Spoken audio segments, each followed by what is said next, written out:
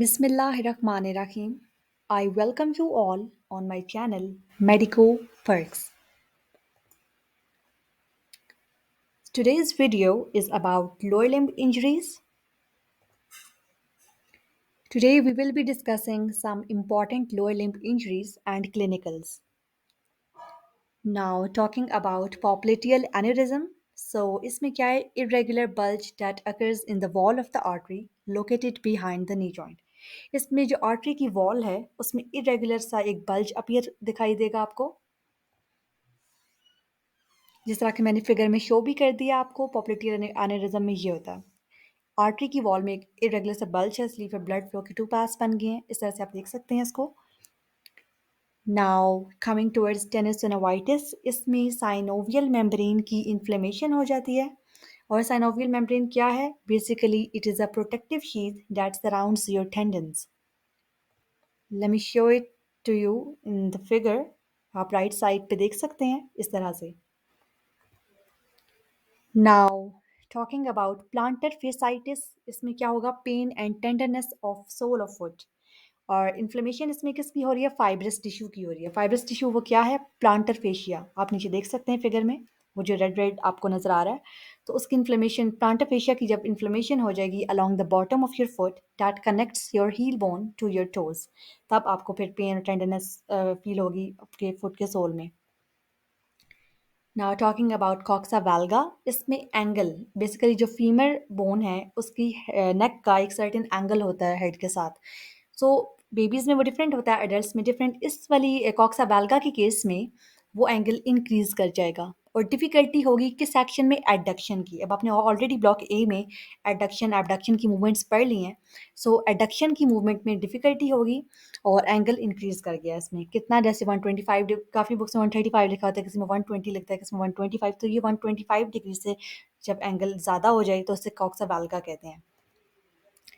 Now talking about कॉक्सावेरा, इसमें क्या होता है? एंगल जो फीमर की नेक का एंगल है हेड के साथ वो डिक्रीज हो जाता है। और किस एक्शन में डिफिकल्टी होती है? एबडक्शन में। एबडक्शन में। और इसमें एंगल जैसे 125 से भी कम हो गया है।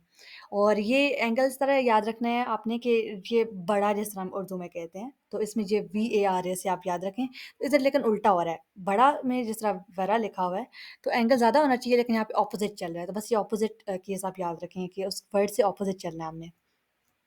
और फिर हैलेक्स वैल्गस, इसमें क्या होता है? लेटरल डिविएशन हो रही है ग्रेट टो की मेटाटार्सोफिलेंजियल जॉइंट पे। सो अब आपने पता है ना मीडियल डिविएशन क्या है, लेटरल डिविएशन क्या है। मीडियल होता है टुवर्ड्स द मिड एक्सिस और लेटरल है away from the mid axis. So lateral deviation मतलब कि अवे फ्रॉम द मिडल जो है ग्रेटो की डिविएशन हो रही है। आपने देखा है मुड़ा हुआ है जिस तरह ये लेटरल साइड की तरफ दोनों टोज आपको दिख रही हैं कि वो away from the middle act कर रहे हैं। और कॉज क्या है? बैडली फिटिंग शूज़ और मोस्टली इन विमेन ये है। और इसी तरह हेलिक्स रिजिडस क्या है? इसकी कॉज क्या है? When condition of hallux valgus, जो कि अभी मैंने पीछे ही डिस्कस किया है, that worsens by pull of flexor hallucis longus and extensor hallucis longus muscles. Later osteoarthritic changes occur at metatarsophalangeal joint which becomes stiff and painful, and the condition is then known as hallux rigidus. Now talking about pes planus, flat foot, इसकी cause क्या है? जो medial, आगे आपने पीछे आगे पढ़ेंगे इस लोअर लिम्ब में कुछ फुट आर्चेस, इसमें जो मीडियल लॉन्गिट्यूडिनल आर्च है वो डिप्रेस हो जाएगी, इसलिए आपका फुट फ्लैट दिखेगा। प्लेन से फ्लैट याद रखें, पेस प्लेनस फ्लैट फुट। और ये मैंने आगे फिगर में शो भी कर दिया है पेस प्लेनस को। नाउ कमिंग टुवर्ड्स पेस्केवस, क्लॉफुट जिसे कहते हैं। सो सी आप सेम है, आप याद रख सकते हैं, इसको कंफ्यूज करने की बिल्कुल भी ज़रूरत नहीं है प्लेनस से। प्लेनस में पता है फ्लैट फुट और केवस में क्लॉफुट, सी सेम। कॉज क्या है? Medial longitudinal arch is unusually high. Flat foot में मीडियल लॉन्गिट्यूडिनल आर्च डिप्रेस्ड थी और पेस्केवस क्लॉफुट में मीडियल लॉन्गिट्यूडिनल आर्च आर्च अपने नॉर्मल पोजीशन से काफ़ी सारी हाई है। पेस्केवस को मैंने सॉरी ये पेस्केवस है, पेस्केवस मैंने शो भी कर दिया डायग्राम में, आप देख सकते हैं पॉज करके video. Now talking about talipes club foot, cause क्या है? एबनॉर्मल पोजीशन और रिस्ट्रिक्टेड मूवमेंट ऑफ फीटस। और कॉज नंबर 2 है muscle paralysis associated with spina bifida. Spina bifida bifida आप एम्ब्रियोलॉजी के डिफेक्ट्स में पढ़ेंगे आगे। टाइप्स ऑफ टेलीपीज उसमें they are based on position of foot. इसमें एक है टेलीपीज कैल्केनियो वैल्गस, ये मैंने आपको शो कर दिया लेफ्ट साइड पे। इसमें फुट की क्या पोजीशन होगी? डॉर्सी फ्लेक्स हुआ होगा एंकल जॉइंट पे और इवर्ट हुआ होगा मिड टार्सल जॉइंट पे। तो ये पोजीशंस आपने याद रखनी है। और डॉर्सी फ्लेक्शन क्या है, इवर्जन क्या है, ये आपको ऑलरेडी बीडी की बुक से आप देख सकते हैं, ब्लॉक ए में आपने ऑलरेडी पढ़ा है, तो उसको बार बार एक्सप्लेन करने की जरूरत नहीं है। थैलेपीज इक्विनोवेरस क्या है, इसमें फुट की क्या पोजीशंस हैं? प्लांटर फ्लेक्शन हुई होगी फुट की एंकल जॉइंट पे और इन्वर्जन हुई होगी मिड टार्सल जॉइंट पे, और इसमें ऑर्थोपेडिक ट्रीटमेंट रिक्वायर्ड है। फिर मेटाटार्सिस वेरस में क्या है, फुट जो है वो एडक्टेड हुआ होगा on rear part of foot. Four foot जो है adducted on rear part of foot, ये आप देख सकते हैं लेफ्ट साइड पे। Now over riding toes, most commonly ये किन किन टोज को इन्वॉल्व कर रहा है? फोर्थ और फिफ्थ टोज ज़्यादा इन्वॉल्व होते हैं ओवर राइडिंग टोज में, और fourth toe is depressed and over ridden by fifth to.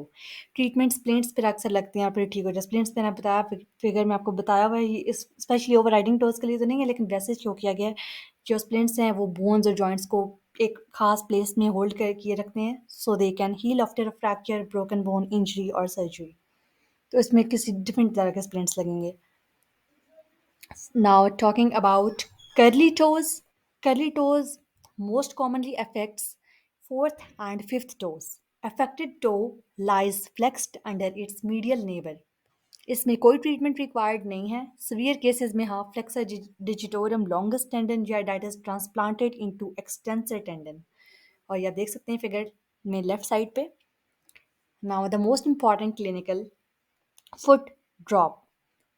Injury है इसमें किस नर्व की हो रही है? शियाटिक नर्व की ब्रांच, कॉमन फिब्यूलर या फिर पेरोनियल नर्व। फिब्यूलर का सिनोनिम है बेसिकली पेरोनियल, तो आपने कंफ्यूज नहीं करना कि ये दो अलग अलग नर्व से, नहीं, फिब्यूलर को अक्सर पेरोनियल भी कहते हैं। सो कॉमन फिब्यूलर और या फिर पेरोनियल नर्व की जो इंजरी है ना, उसकी वजह से फुट ड्रॉप हो जाता है। और अगर आपको ऑप्शंस में कॉमन फिब्यूलर या पेरोनियल नर्व का ऑप्शन नहीं दिया हुआ और शियाटिक नर्व गिवन है, तो आप उसको भी इंसर्कल कर सकते हैं। लेकिन अगर शियाटिक नर्व भी गिवन है और कॉमन फिब्यूलर नर्व भी गिवन है, तो फिर आपने कॉमन फिब्यूलर नर्व को करना है। और अगर बोथ का ऑप्शन है तो आप बोथ भी कर सकते हैं। तो ये आपने ध्यान से इसको मार्क करना होगा एग्जाम में। I hope my video has helped you in memorizing these lower limb injuries and diseases. You can also visit my channel for more first year MBBS videos. Do check out my video related to upper limb injuries as well. I will also provide you its link in comment box or in my video's description box. Thank you so much for watching my video. Subscribe my channel and share my videos with your friends. Khuda Hafiz. Take care.